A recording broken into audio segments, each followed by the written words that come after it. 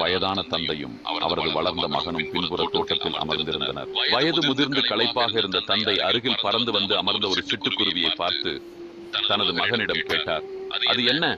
மகன் தனது மொபைலில் இருந்து தன் தலையை உயர்த்தி, அது ஒரு சிட்டுக்குருவி அப்பா என்று பதிலளித்தார்.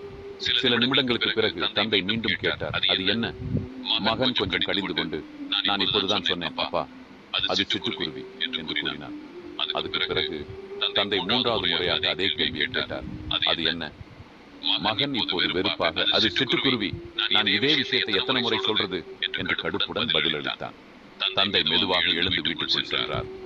அவர் ஒரு பழைய கிழிந்த குறிப்பு புத்தகத்துடன் திரும்பி வந்து அதை தனது மகனிடம் கொடுத்தார். அதில் உள்ள ஒரு பதிவை படிக்கச் சொன்னார். மகன் வாசிக்கத் தொடங்கினான். இன்று எனது 3 வயது மகன் என்னிடம் பூங்காவில் அமர்ந்திருந்தான்.